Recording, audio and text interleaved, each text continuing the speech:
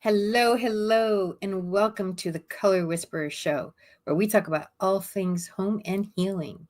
And today we're going to talk about cozy living. So, there's actually a movement in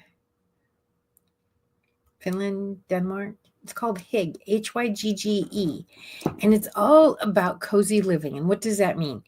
It means curled up on a couch with a good book.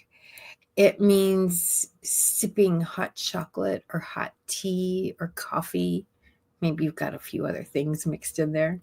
The only way I drink coffee is this much whiskey and that much cream. It's not really coffee at that point. You put that much of anything else in it. Anyway, but winter's coming. And, we had our first rain here in California last night. And today is kind of, like the sky is kind of gray. And it's chilly. Okay, for us, chilly is different than the rest of the world. Chilly, I know, but it's chilly. And when it's rainy and when it's cold, you just want to curl up with a blanket, get something hot to drink, watch movies, or read a good book, or listen to a good book. And it makes us want to slow down. And I think we need that rest. Summer's all about go, go, go. Autumn's go, go, go. And we have a lot of holidays this time of year too. So, like right now, a lot of people are gearing up for Thanksgiving. Maybe you're already started Christmas shopping, setting up for Christmas. This time of year can get really crazy if you let it. And it's so important to have some time where you are just resting. And I think we need that anyway. It's so important to our psyches. I know I tend to get wound up. It's very easy. And then I sit down like, okay, you know what?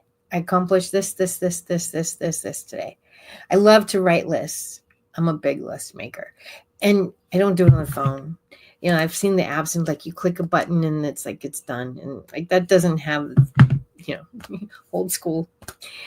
But crossing off the list and at the end of the day, and it's like, I think I don't like what's on the thing because like I like to see the things crossed off because when on the apps, what it does is it just disappears.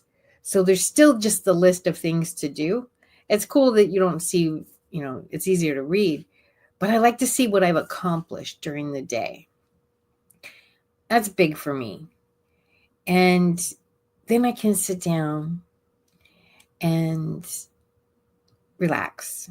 I can look at the schedule. I'm like, okay. And sometimes I'll go through the list. I'm like, okay, well, this isn't going to happen today or tomorrow. I'll put a day on it. And then I can organize that way. But it's so important for us to have that time to rest. And it's a great gift we can give to ourselves. Everybody says meditate. Okay, I shouldn't say everybody. There's a lot out there meditating, yes? And meditating is very important. And let's face it, a lot of people have trouble meditating. There's a lot of reasons for that. Some people just need the noise. And it's not so much needing noise, it's that they're accustomed to a certain level of chaos. So, for instance, I grew up in a family, 5 people. And there was always something going on. Always something. You never knew what the next phone call was going to bring. There's always people coming over and, doing visiting. And, there's always something going on. There's 3 kids. There's always something happening, right? There's always noise. Well, my ex, he was an only child to a single parent. And he was a latchkey kid. So he grew up in silence. His grandmother did a lot to raise him. And his grandfather spent a lot of time away from the house. And so it was just the 2 of them. So he grew up with a very different level of noise in the house. And that really became very clear at different points in our marriage. Because for me, I didn't like the silence, and he needed the silence. So we had to compromise on that. It's like, where do we find the peace? How do we each find peace? And, when you have a bunch of people in the house, you don't really get moments of quiet very often. And when you do, they're very special, right? And his personality type needs more silence than my personality type. My personality type needs a lot of stuff going around. So neither one of them is right or wrong. It just is acknowledging what do you need, knowing yourself to know what do you need is very, very, very important. So meditating can be walking. It can be singing. It can be, some people do dishes as a meditation. They have rings that you can walk. Mazes, what are they called? It's not called a maze. Oh, my brain just blanked on it. But where you're just following these stones around. You're just following these stones around and around and around. And sorry. Oh. Okay. Hang on a second. We have a technical issue. Let me fix my technical issue. Okay. So anyway, it's very important to take this time of year to find some peace, especially when it is so crazy outside, so crazy with all the, what do we have to do for the holidays, right? All right, we are almost there. All right.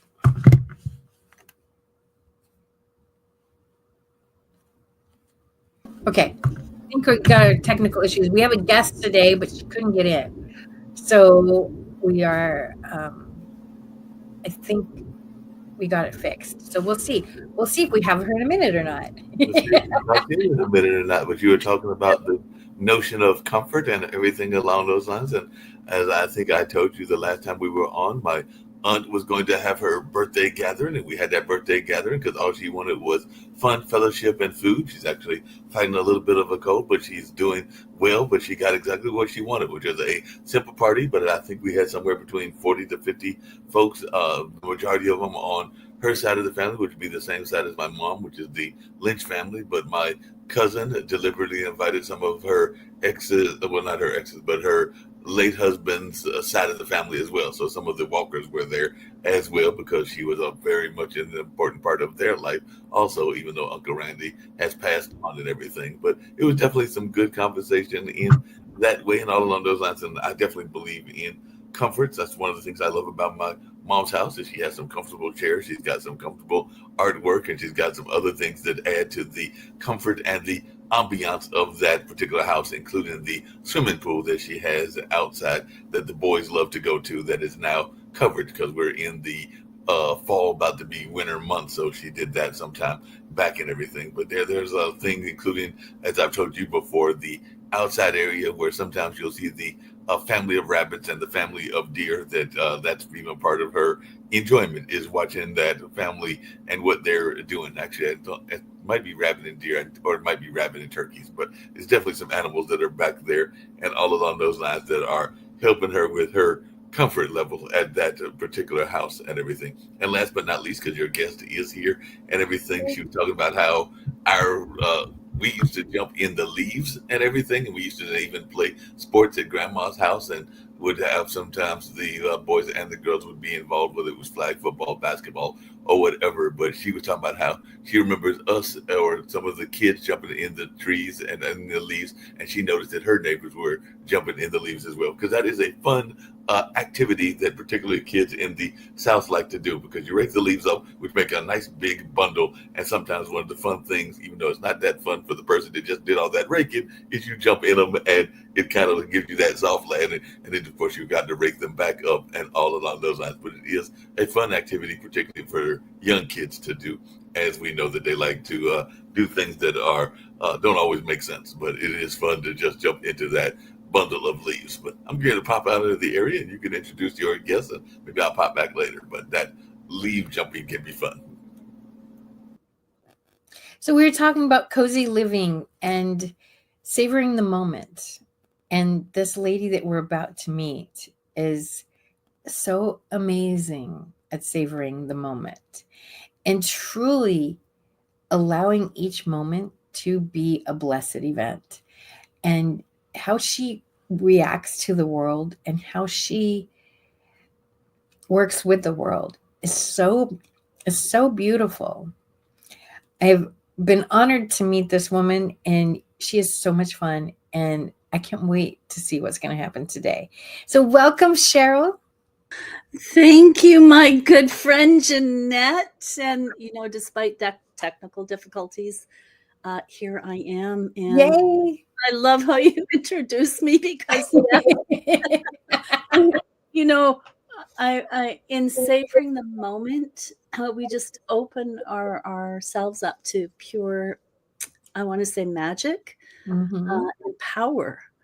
It's the power, like Mark was just saying, like rolling in the leaves, right? I remember doing that with my kids, and I just want to say how much I was looking forward to spending time with you today.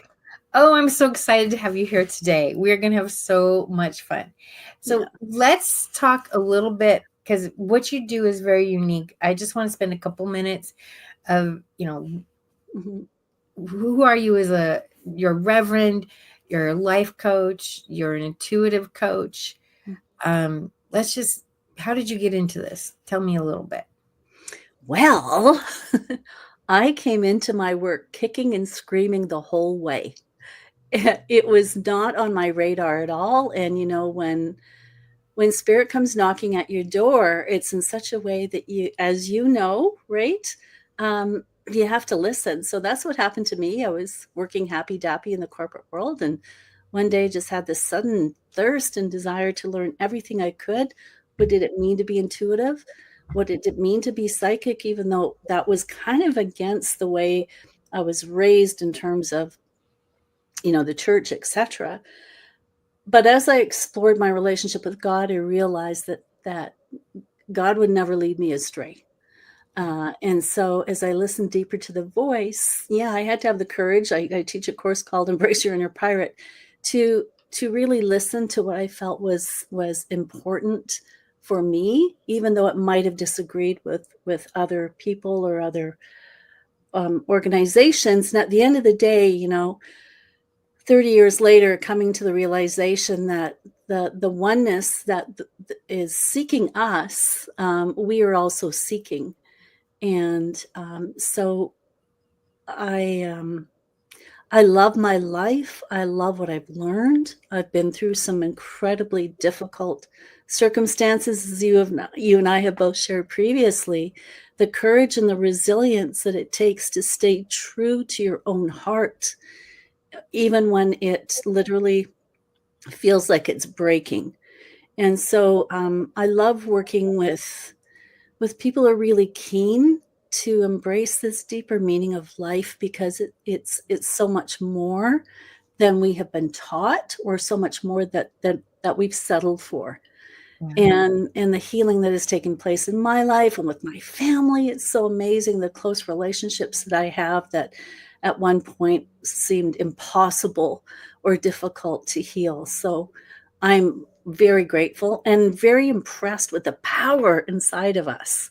You hear these statements of the unstoppable woman. Well, with God, all things are possible, and that is us. So that's why I love I love the exploration of the adventure. I wonder what's going to happen next. Yes. Yes. I'm very intuitive as well. And You I are. find it interesting that a lot of people go, oh, I've had a few people, oh, you're a whisperer. Well, you're talking to the devil. And I'm like, I'm not talking to the devil. First of all, whispering is not, there's a lot that goes into whispering that has nothing that's science related. It's not, but the healing I do is all done with unconditional love. And I have seen ghosts, and I have had psychic moments. Everybody has had psychic moments. We've all had that moment where you're thinking about somebody and then they call. And you're like, oh, I just was thinking about you. Well, that was because you were tuned in, right? And there are people that are very afraid of this and like, oh, well, but these same people will say, oh, God told me. I'm like, wait a second. You do it and God told you, and I do it and I'm talking to the devil. Like, that doesn't make any sense. And Absolutely. yeah, it's intuition. It's listening to that quiet spot. Years ago, I was in a Bible study group, and the lady who ran it, I forget her exact words, but she basically said something to the effect of, I don't see God in my life. And, it's LA, baby. I'm like, don't you drive? Because let me tell you, I've had some miracles driving. But really, I see God. She lived, the view out her front window was this gorgeous mountain. I walked into her house that day and I went, oh, look, her flowers are all blooming. Like, this is how God talks. God doesn't talk in the burning bush. Like, that's only in the Bible. He talks in these little quiet murmurings, and we have to be quiet. Going back to that cozy living, and that we have to be quiet in order to hear him, because he doesn't shout. When he does, you don't want him to shout, really, because that's when, you really don't want him to shout. But he doesn't shout. Like, there's no burning bush. He'll take things away from you that don't belong. Mm-hmm. But when he whispers, and we got to be quiet to hear the whispers. We do. And those are the most profound moments. And those are the moments that help us understand what's happening. It's beyond the intellect. It's the love behind everything. And, when I first went through my experience, my mom was mortified. She says, Cheryl, what's happening to you? And I said, God's working through me in a different way than I expected. Yeah. And in the beginning, it was really hard for her. And as she made peace with, I'm her daughter, and we had many discussions. And so at the end of the day, it's all about love. And, that's where I think, especially today, I love the theme of being cozy. And the fall is such a quiet time to really savor the fact that, number one, I'm alive. Number two, what am I going to do with that aliveness? How am I going to keep it nurtured so that it can share? And we all go through our ups and downs, and I think the important thing is it's funny, I have to tell you this story as a ghost whisperer. You're a color whisperer. I worked with a client who was a designer like you. She said to me, Cheryl, you're a soul whisperer. Yes. And I think that's what we're up to here, because we find comfort because we're going back to home. Home is the soul, and God, our perceptions of who and what God is, I think, change when we look at the perceptions of who and what we are, because we are expressions of this grace and this love and this beauty and this strength. Yes. When I had my miscarriage several years ago, I was very angry at him. Mm-hmm. I was like, I'd given up on having kids, and I was like, okay, why did you give me hope and then take it away? Like I didn't even get a heartbeat. It didn't go very long. I didn't even get a heartbeat. So I was like, why are you teasing me? And I was really angry for a while. I still believed in him. I still, there's still a blessing. And then a few weeks ago I had a car accident, and seriously, but for the grace of God am I here, because a split second, a foot different, and I wouldn't be here. And I think that we take for granted that there's tomorrow. And why aren't we living our best life? Because, I've got years to do that. No, we don't know how long we have to do it. We have to start creating, what's our legacy? What do we want to leave behind? What it's something we have to look at every day. And I mean, I'm guilty of it too. If I got this list a mile long, and what do I do? And sometimes, like, okay, creating my legacy doesn't make it on the list, but it is so important that we take the time that we do have, tell our friends, tell our family that we love them, let them know, hey, most people, they don't really say all the words until they get to the funeral. Then you go to the funeral and people are standing up and saying, oh, they meant this to me, they meant that to me, da da da. And wouldn't it be much nicer if we could get that while we're alive? Like, how much better would we feel if we knew how much support we had? I mean, lots of, nobody would show up at my funeral. We get in those depressed states, right? It's like, oh, well, nobody cares if I'm alive, da da da. But then, if you could stand up and I'd like to think we get to view our funeral so we could see all that. I'd like to think that. That seems fitting, doesn't it? And to be able to hear that praise of how many people's lives you've touched. I call them God moments. I think you have another word for it that I forget right now, but it means very something similar. And we never know when a simple gesture is going to change somebody's world, and then the other person doesn't tell. And I think that that's a really important thing in creating more humanity in the world, to let those God moments be known. So tell me what your phrase for that is, because I forget. Well, when you and I first connected, I was just drawn to the joy and the light and the creativity within you. And I'll never forget this, because we just met, and I said, wait just a minute. We need to experience a soul savoring here. Yeah. And just savor the soul. And I'm so glad that you're still here, that I just met you. I just love who you are and what you represent. And where's my easy button? I had it out.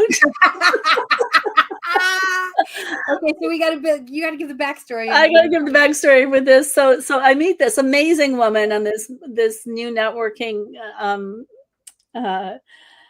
organization we belong to, which is incredible. Got to put a plug in for them, because they draw the best people. MPN. Yeah. And my personal network, it is amazing. Oh, it's as a heart-centered leader or entrepreneur and wanting to change the world, yeah, you got to check it out. So Jeanette and I meet the first time, and her energy's just jumping off the screen at me, and I'm going, I got to meet this woman. And from the time we connected, it was just like joy exuding. So that's when I know that, I've met someone who is letting love lead their life. And and we shared some really hard moments that we both had, and how it changed us, and how it really calls us to this true meaning of life. And I really encourage people to, pre-write your memorial, because it'll help you understand how precious you are. And if you've not taken time out to enjoy and appreciate that preciousness, then you've missed the point of your life. It's like, it's that simple, right? So we were talking about how complicated or difficult we can make life, when really it's actually very simple and very easy.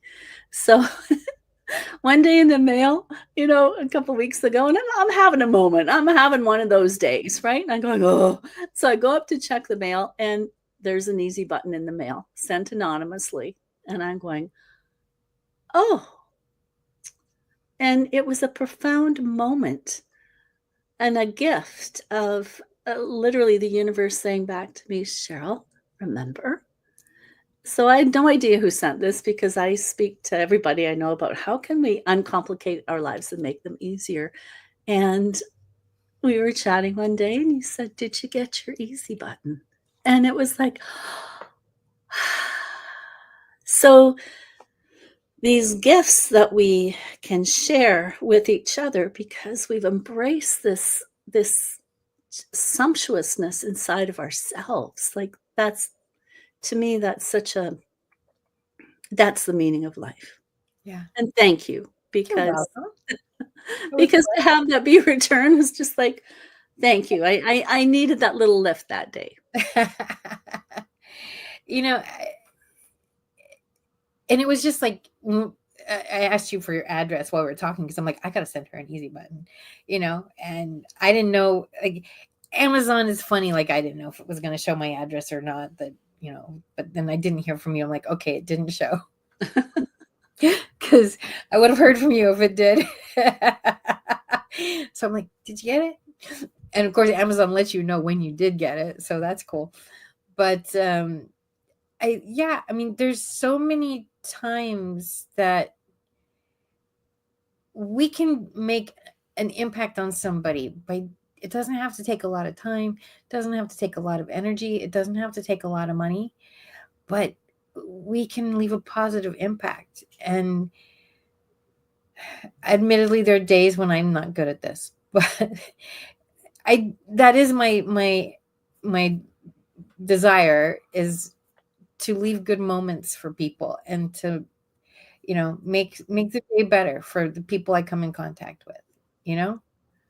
Well, well, yes, and I think that's the soul savoring that we each need to remember, and really, in neuroscience, the more that we spend time in these feelings of appreciation, the more we're changing the brain, we're optimizing the brain. And I had a thought the other day, and I'm going to be doing some writing on it, that time is not a quantity, it's the energy of love.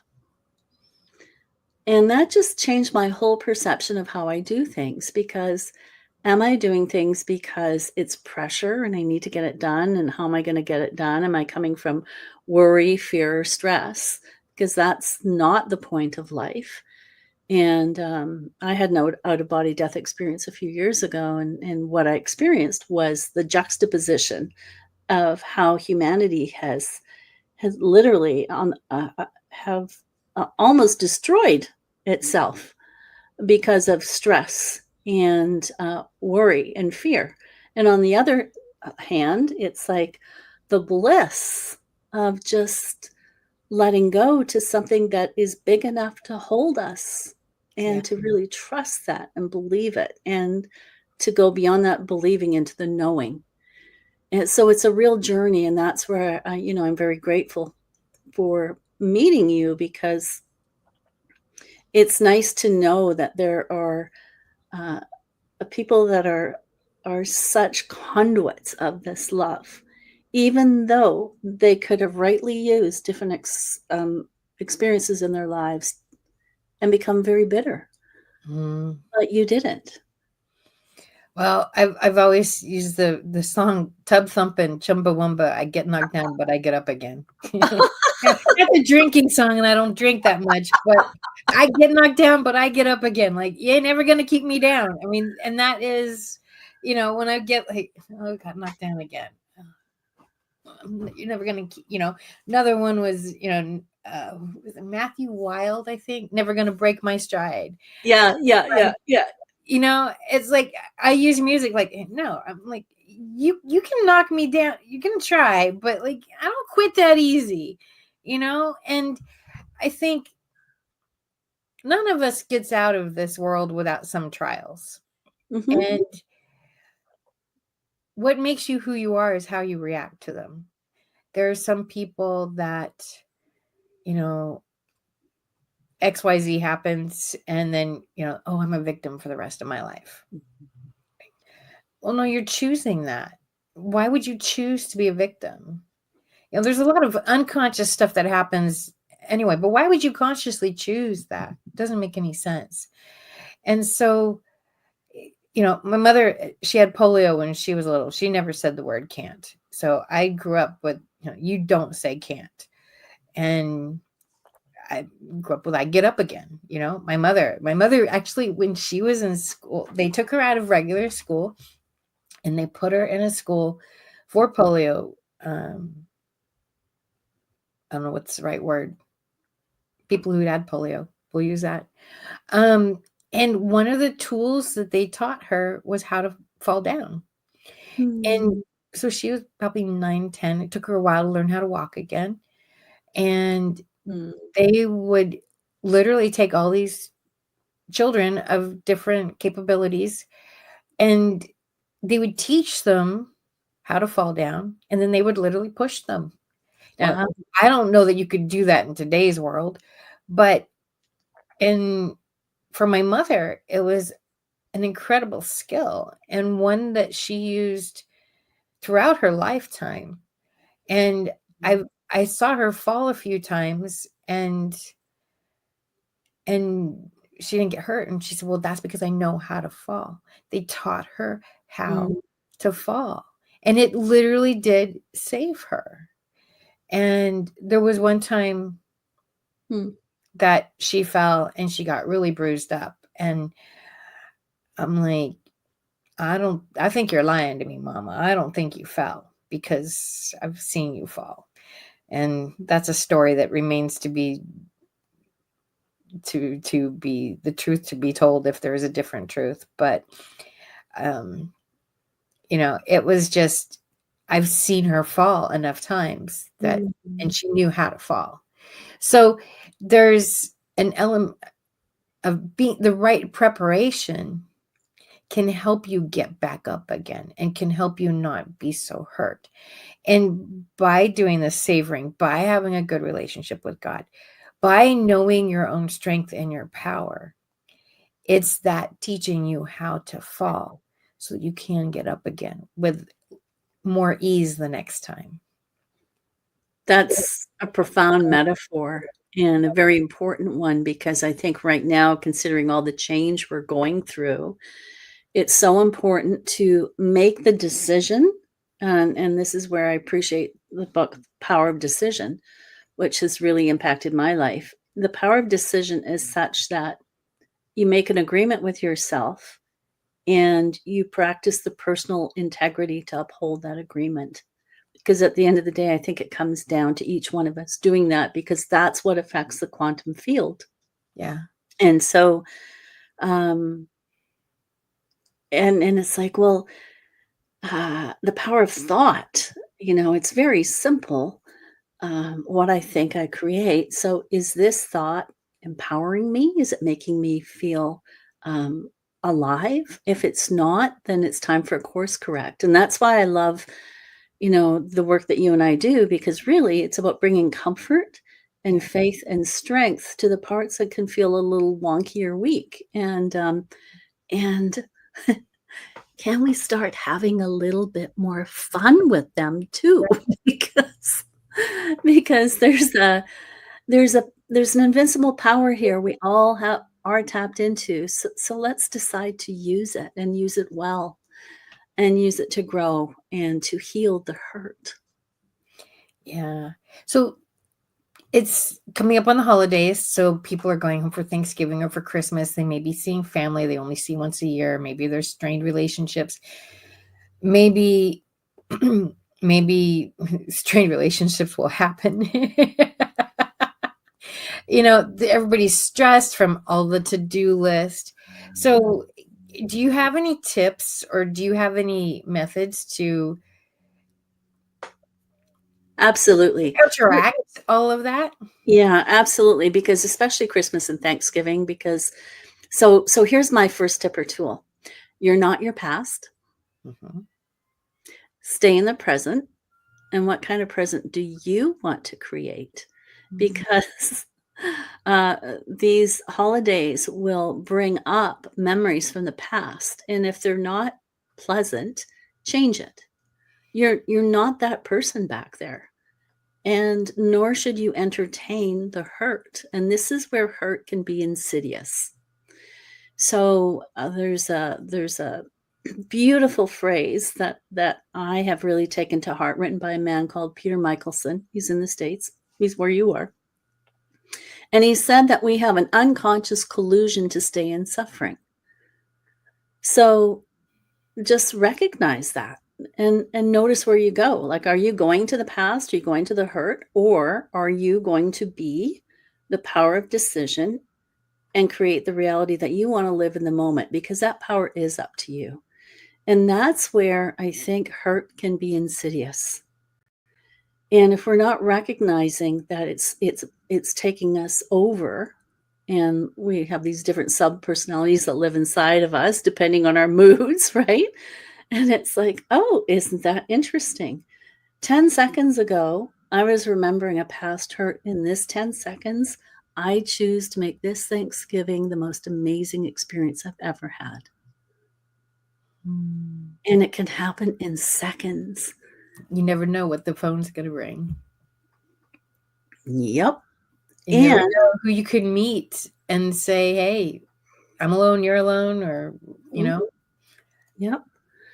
Exactly. And so rather than being overcome by the hurt, use the hurt, leverage the hurt. The obstacle is the way. So how can I take this hurt and make something really beautiful out of it? And those are those moments that are beyond description. It's just like, oh, like going through the drive-through and paying for the last person's or paying for the person behind you, totally random, anonymous, and yet, oh my gosh, the feeling that invokes is amazing. So there is a gift in giving. I mean, it's not just I received something, it's I got to give something. Yeah. And knowing that you did, and knowing that you've impacted, like you've made someone think, you've stopped them in their tracks. Just like that easy button. It was like, oh. Speaking of the easy button, I was glad that you enjoyed my leaf story and everything along those lines. I did have a question for you, Dr.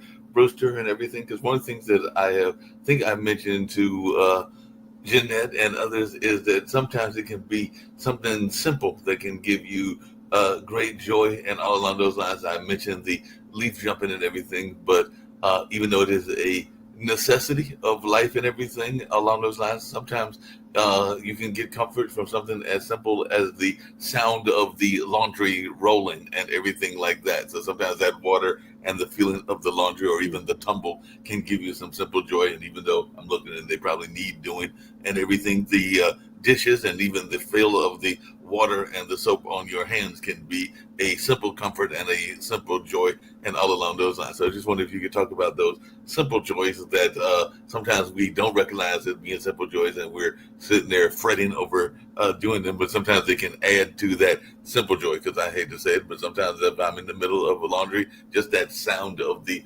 laundry rotating can be something that can calm the mind, and all along those lines.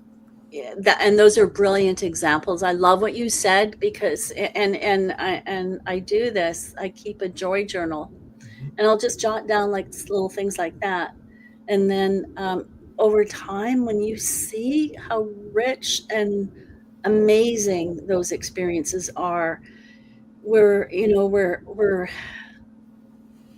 think we're really embracing the power that we do have, that the autonomy that we have. And something as simple as that can actually be life-changing, especially over time. So these little things are not to be taken for granted, and so often they are. So that's a very good point. So yeah, keep a joy journal, and then on the days when maybe, something's going on, or I'm just getting over a cold, I'm not feeling good, and it's like, okay, where's my joy journal? And sometimes it'll be pictures I put together, and it's like, oh. And the cool thing that you've just mentioned, Mark, is because it is something that has happened to you. You cannot discount that. And that's where I think we're really embracing this whole idea of spirituality at its core. It's not separate from me, it is me. I am this comfort. I am this appreciation. I am this power. So that's a very good point you've brought up. And before I turn it back over to you and Jeanette, along those same kind of lines and everything, I had told Jeanette last week that my aunt was celebrating her 80th birthday, and she wanted a very simple birthday. She just wanted food, fellowship, and friendship, and all along those lines. And definitely, she had that. And here, her and my mother, actually, it must be a lot going on both coasts because I'm on the East Coast here in North Carolina, and they are both her and my mother, so the two sisters of the three living sisters now, and I don't know what the third one is, but the two of them are fighting the cold. But in talking to them, they were both reflecting on last Sunday and those moments of joy of watching the family members talk to each other, enjoy the food, catch up with each other, because some of them hadn't seen each other for a matter of months or maybe even in some case a year or two and everything. And those simple joys were probably helping them in their healing process. Mm. I'll turn it back over to you too. But yeah, love your spirit, Dr. Brewster. Reverend Brewster, I heard from Jeanette that you had a very wonderful and beautiful spirit, and I can pick that up even through the airwaves, even though, like I said, I know you're over there, I believe, in California, where Jeanette is, and I'm here in North Carolina. Just pick up that spirit of joy that you bring to life. Oh, thanks, Mark. Yeah, I'm from Canada, and you've described what Jeanette and I first experienced when we first met. So it's all about the joy. So we have a little bit of time left, and I want to show off a little bit of one of the things that really struck me with you, and I think is something that we get too busy to do. And I want you to talk about the necessity of savoring, what that means, and like how to do it, because that's one of the things that, to me, I see the joy really spark in you, and it is something that we forget. We get busy, and it's such a huge element in creating joy in our lives. So absolutely. So in this moment, yes, to breathe and welcome this precious moment in time, and to welcome how wonderful it is to even have the awareness of savoring. Mm. And what does savoring mean? Soul savoring means I'm just going to slow down. I'm going to pause and give myself the chance to just be. And in that beingness, appreciate that I am alive. And I always invite people to consider that at one point, your expiry date here on this earth will be up. So enjoy it now. And also, because I did have that out-of-body death experience, and I was told, you've got a second chance, come back. And these are the words I was told as I came back was, whatever you do, Cheryl, do it with love. Otherwise, you've missed the point. And to invite the sweet savoring, and no matter what you do, to just take that moment before I pick up this phone to phone my person. I'm just going to spend a few moments in love here. Love the fact that I can even phone them. Love the fact that they're alive. Love the fact that I'm alive. Now, what would happen if every time before we phoned someone, we did that? Oh my God. And especially in business, because I look at business as being a spiritual vehicle So am I phoning them for a transaction, or am I phoning them because there's something really special about my business that I got to share with them? So I'm honoring them with my business, filling a need that they have. And on the same hand, really appreciating that in the infinitesimal number of possibilities, that particular person is the one I'm meant to connect with in this moment. Neil deGrasse Tyson talks about how we're born, we've got something like a 10 billion chance of even being born. And he says, do you know how lucky it is that you even get to die? Because how many souls have not even been born? And that just really touched my heart. And it made me realize the significance of this profound opportunity and responsibility that I have to really honor the preciousness of my own life, to not take it for granted. And then to meet someone like you where we can just go, and I just invite everyone who listens to this podcast. You're changing the world every single time you take a moment to just pause and savor your soul. Because when you do that, you will be savoring the soul of others. And that's what we need, are souls that have remembered to savor themselves. Otherwise, and I've done this myself, otherwise it's too easy to burn out. Oh, absolutely. We can be real givers. And so there's, with the soul savoring, it keeps you in the integrity of what love really is. And as women, we can give so much, right? And so so that's where I see a distinction between, let's say, gratitude and soul savoring.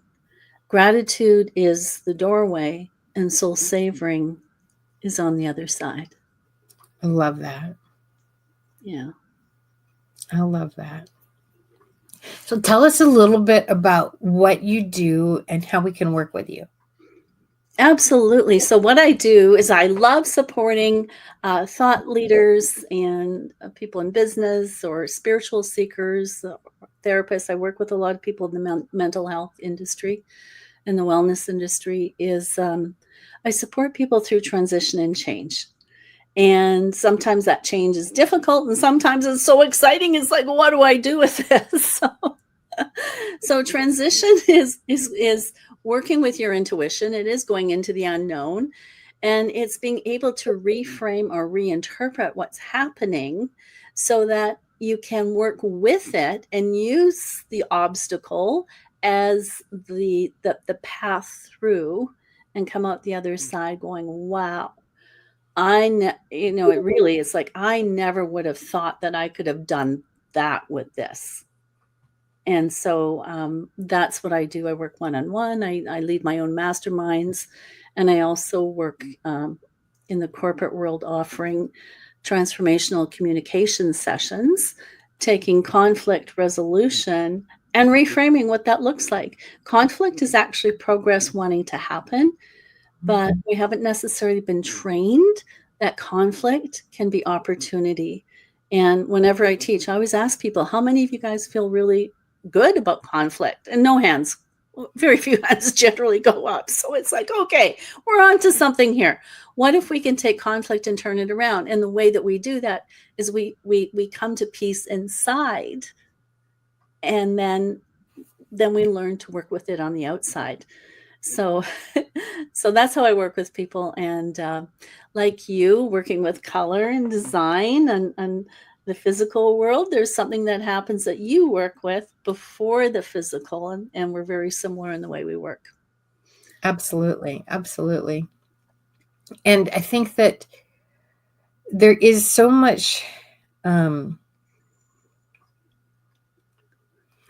recognizing there's a silver lining. It's very Pollyanna, but I've been through several very difficult deaths in my life. I've been through several difficult things. And in my world, they were just normal. But other people have looked at my world and went, Jeanette, how did you do that? And I'm like, you got to just kind of get up and keep breathing, and you put one foot in front of the other and you just keep doing it. But the strength and the skill sets that I learned from just keeping breathing, from just keep putting one foot in front of the other, I wouldn't wish any of these things on my worst enemy. Mm-hmm. And I'm grateful for what I've learned through the process. And I truly believe that there is a silver lining for everything. And I've seen this a lot in deaths, and it's not something somebody wants to hear. There's a silver lining. Oh, whoever it is died. Oh, there's a silver lining. But there does become a point in the grief process where you can look at it and say, oh, maybe it's 6 months down the road. Maybe it's a year down the road. It might be 5 years down the road. Mm-hmm. My mother dying, I didn't see it at the time, and it took me a little while to see it. But there was a huge gift, because there was some stuff that came out about family dynamics, about how I related to the world, Mm-hmm. that I would have never seen had my dad died first. Mm-hmm. And there were things that, some of which she knew, and she never would have said a word. Mm-hmm. And it truly was her last gift to me, was her death. And I don't mean, oh, thank God she's dead, but there was a gift in discovering myself Yes. in her death. And what I remember very, very distinctly is, there are days when I didn't eat. A friend called me up, and it was like 2:00 in the afternoon. I'm like, oh, I suppose I have to eat something today. She says, what do you mean you're not eating? I'm like, no, there's a casserole on my porch the next day. I'm like, I don't want to eat. But I lost my train of thought. Well, you getting that train of thought, or did Oh, they say? yeah, go ahead. Hopefully you got it and everything. It's very profound what you just said, Reverend Brewster, and everything. You said it earlier because a good friend of mine, and it actually ties into what Jeanette is talking about and everything. He oftentimes, because he was doing some work today, because he's a caretaker. Well, actually, they're co-caretakers, as Jeanette knows, because I talked about him. He's one of my best friends, but he's a co-caretaker with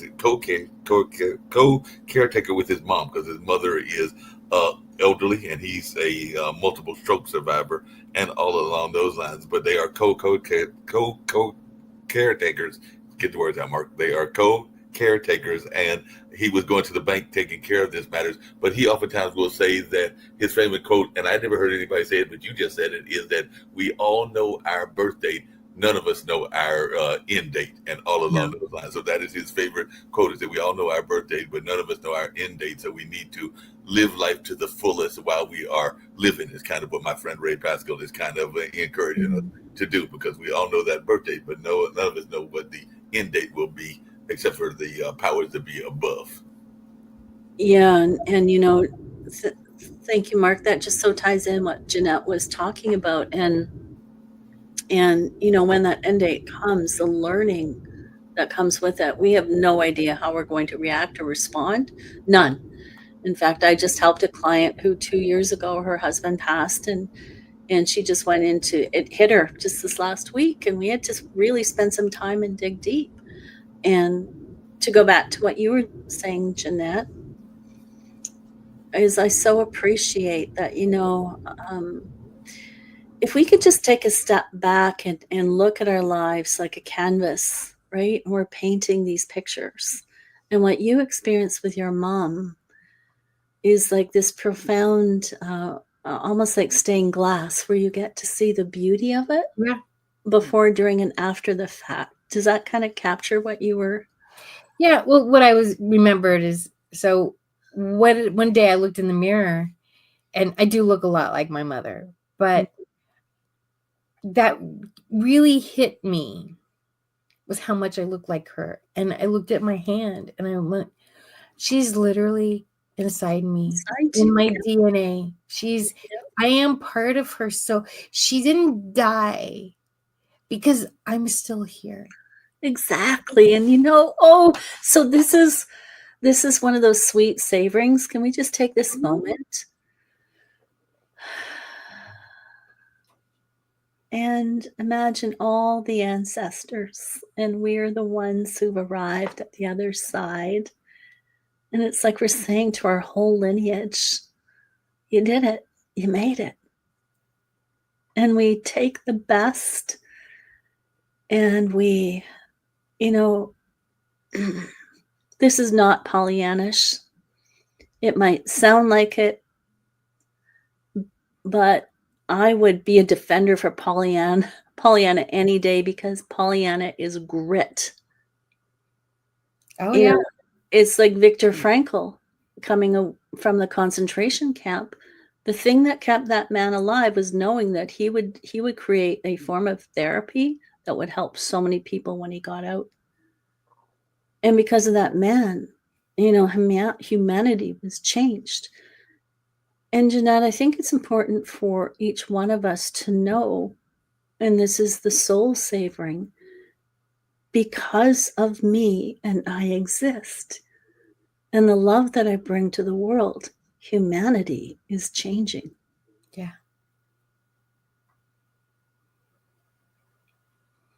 And I felt that, as will every person that hears your beautiful podcast with your amazing heart that took all of this pain and worked with it like an oyster and the pearl. So thank you, my friend, for the work of art and beauty that you have brought to the world, and that you represent, and that you now share in your podcast and the many things you do. Thank you so very much. I've so much enjoyed having you on today. I knew we were going to have a blast. We're going to close the show, but I want to give you a chance to a couple last words. Give us your website. How do we connect with you? Yes, theintuitivelife.com is my website, and contact information, you can go from there, or I'm on LinkedIn and Facebook. And anyone who hears this podcast and is drawn to what you and I have discussed today, please be reminded of how important and powerful your contribution to yourself is. Savor that. And the more you do, the more you will be making the impact in your own life and the world that you want to make. And I would love to hear from anyone who wants to reach out. I do offer a complimentary intuitive hello, and that can just be booked. My calendar is missing on my website right now for some reason, so just email me at cheryl@theintuitivelife.com. Awesome. Thank you so much for being on today. Mark, do you have a question? I had a lighthearted question, and it actually play into what I know you're going to do and everything like that and everything.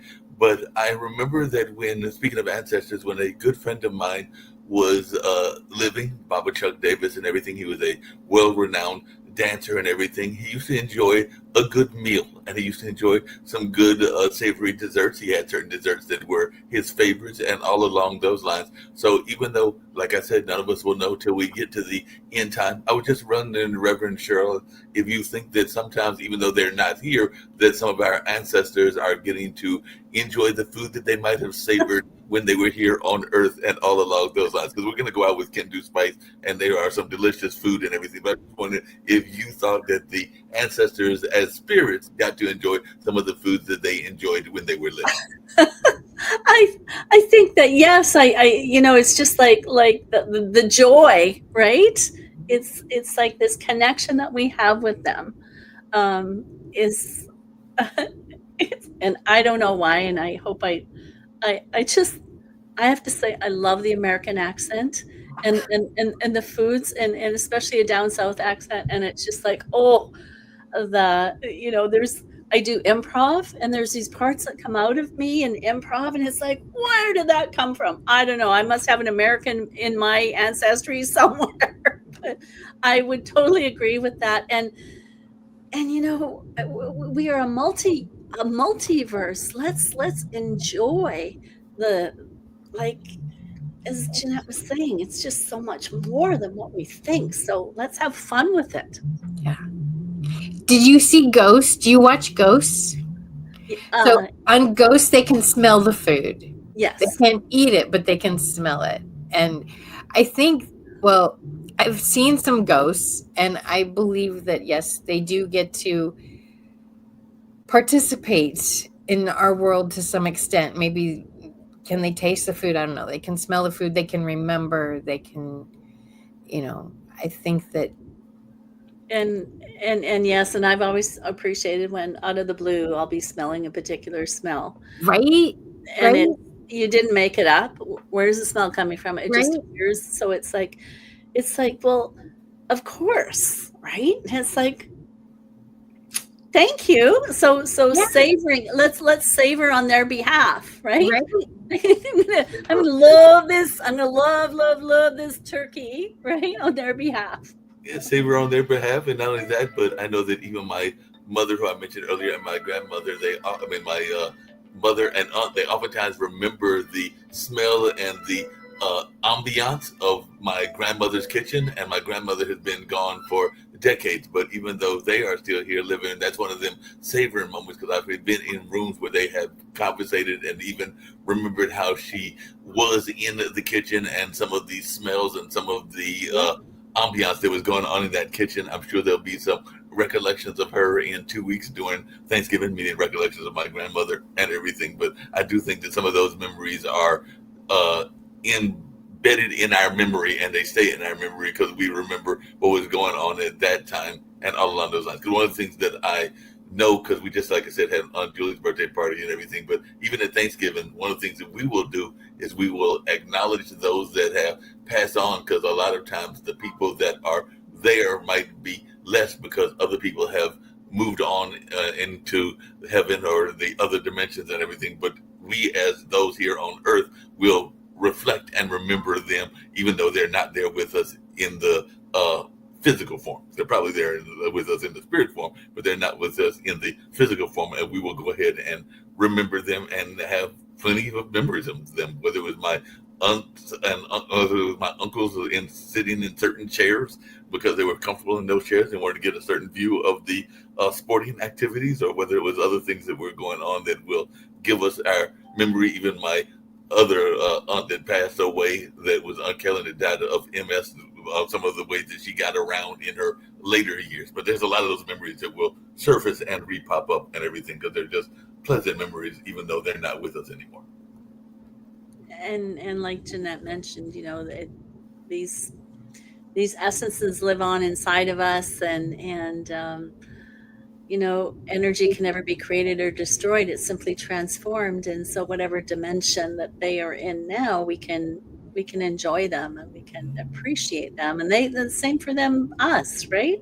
I often feel my grandmother around me, and just, I just appreciate the love that my grandmother instilled in her family, which my mom instilled in my family. There's a family tradition of taking care of other people, the generosity and the love and the kindness that I'm so grateful for, that was passed down as my family, is that being the most important thing. And wow, what a tribute, right? So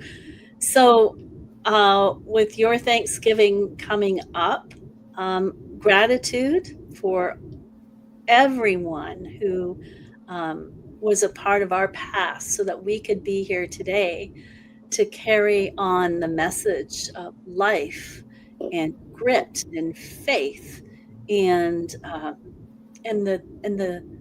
the soul savoring.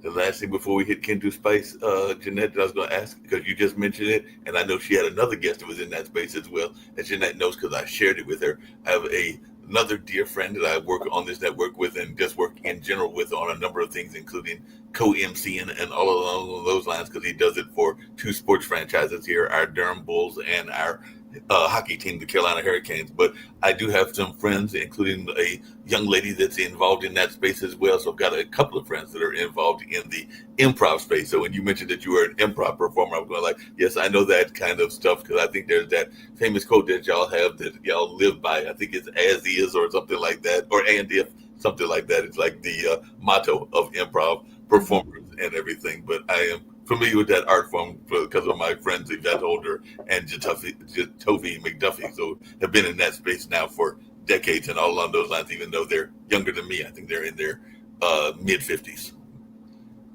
Well, I think it would be great. Yeah, if we all looked at life as improv, like how much more fun is that than, oh, I got to do this. No, I could do this, right? Yeah. All right. Well, on that note, let's go get some Kendu Spice. Yeah. Kendu Spice time. You know how people love to enjoy food and don't understand how to flavor their food or how to replicate a meal? They're interested in supplements but don't know where to begin? Well, what I do is I take the guesswork out of enjoying flavor and wellness with my flavorful spice blends, so that they can create delicious meals with healing benefits. Kendu Spice was created to help cooks at any level enjoy healing through food. Every spice blend was designed to give added health benefits of natural herbs. Every blend is complete. There's no need to add any additional spice for a delicious meal. Saving you time and money while adding supplements to your meals can be both tasty and fun. My earliest memories in the kitchen began with my father, Kenny Kendu Bond, so it was fitting that I would name this line after him. I have always looked to natural remedies to supplement the body, and I found myself hiding herbs and minerals in foods for my family. That's when it hit me. Everyone needs Kendu Spice. Everyone should be having this. It's an exclusive brand for cooks at any level who want to create flavorful dishes with healing benefits that can satisfy the body and soul. Add a little spice to your life. Give Kendu Spice a try.